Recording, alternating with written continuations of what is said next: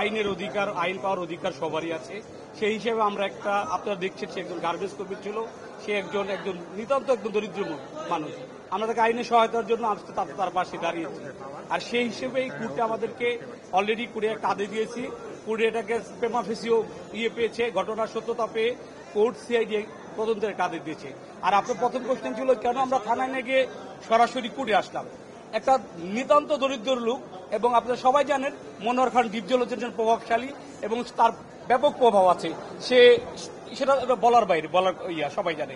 তার বিরুদ্ধে আমরা অবশ্যই বাদিনী থানায় গিয়েছে, থানায় যে কোনো প্রতিকার নেবে, অনেকদিন ঘুরেছে, সরাসরি সে আমাদের সাথে যোগাযোগ করেছে। আমরা তাকে আইনি সহায়তার জন্য আমরা সার্কুটের দ্বারস্থ হয়েছি।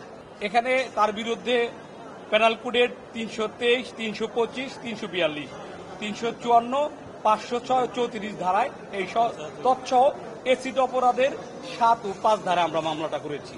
এবং এটা যদি প্রমাণিত হয় তার যাবজ্জীবন কারাদণ্ড হওয়ার একটা অপরাধ সে সংগঠিত করেছে।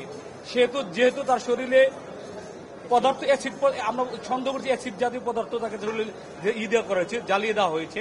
এখন যদি এটা এসিডি হয়ে থাকে, সিআইডি প্রতিবেদন যদি এটা আসে, তাহলে তার যাবজ্জীবন ফাঁসি, ন্যূনতম 10 বছরের জেল হবে, না যাবজ্জীবনের জেল হবে। জি, সাংবাদিক বন্ধুগণ, আপনাদের সালাম ও শুভেচ্ছা জানাচ্ছি। আপনারা জানেন এই মনোহর হোসেন ডিপজল, যে কিনা সাবেক ফ্যাসিস্ট শেখ হাসিনার একজন অন্যতম দোসর, সে এই ডামি নির্বাচন এবং যে বিগত সালে যে নির্বাচনগুলো হয়েছে সেই নির্বাচনে সে শেখ হাসিনার তসবির টিপে সে টিকিট কেটেছেন।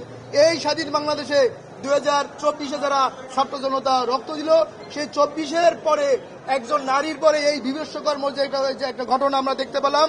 সাংবাদিক বন্ধুগণ, আপনি দেখতে পারবেন যে এই যে আপনার যে একটা ছবি বিভৎস যে স্থির চিত্র আপনি দেখাচ্ছে একটা, এবং এনাদের আর একটা আপনাকে দেখাচ্ছি যে এই স্বাধীন বাংলাদেশে ছাত্র জনতা 2000 রক্ত দেওয়ার পরে মানে এরকম একটা নারীর এরকম একটা ঘটনা ঘটতে হলো।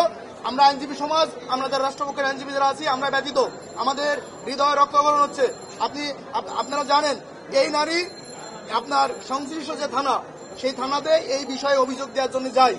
মনোহর হোসেন ডিপজল ওই অঞ্চলে এতটাই বেশি প্রভাবশালী যে কিনা থানাটা তার এখনো থানা পুলিশ কোর্ট এবং ওসি তার কন্ট্রোলে। আমি ওইখানকার যে ওসি, সংশ্লিষ্ট ওসি, তার সঙ্গে আমি মুঠোফোনে কথা বলেছি মামলাটা নেওয়ার জন্য, কিন্তু সে গড়িমসি করেছেন। আমার সহকর্মী লানেট অ্যাডভোকেট সায়েম, তার সঙ্গে পরামর্শ করে আমরা এটা মানবিক দৃষ্টিকোণ থেকে এই সিএমএম আদালতে আমরা এই শেয়ার মামলাটা ফাইল করেছি। সাংবাদিক বন্ধুগণ, আপনাদের বলতে চাই, এই মনোহর হোসেন ডিপজলের মতো যারা রক্তচক্ষু দিয়ে এই আমাদের এই মা বোন এবং আপনার যে ভিকটিম আজকে আদালতে হাজির হয়েছে, আমরা চাই ন্যায় বিচারের পথ সুদৃঢ় হোক। আমরা চাই সে ন্যায় বিচার পাক, যাতে করে আর কোনো বোন তাকে এই অ্যাসিড দিয়ে তাকে এই বুক ঝলসে না দেওয়া হয়। আমরা আগে শুনেছি যে অ্যাসিড ছুড়বেন তো মরবেন। বিগত সালে দেখলাম যে যত নারী নির্যাতন হয়েছে, সেই নারী নির্যাতনের মামলা এটা কিন্তু আপনার বিচার সেইভাবে শেষ হয়নি। সেই শেষ হয়নি বলেই এই সমস্ত মনোহর হোসেন ডিপজল এবং তাদের দোসররা এই কাজ করতে তারা সহজ পায়। আমি ডক্টর ইউনূস সরকার, ইন্টারিম গভর্নমেন্টকে বলবো, এই বিচারটা দ্রুত বিচারের মাধ্যমে, স্পিডি ট্রায়ালের মাধ্যমে, আমাদের নারী শিশু আইন আছে, দ্রুত বিচার আছে, অ্যাসিড আইন আছে, পেনাল কোড আছে, সবকিছু একসাথে একত্রিত করে আমরা যেন এই ন্যায় বিচারের জন্য এই বিচারটা দ্রুত হোক এবং এই বোনটা ন্যায় বিচার পাই।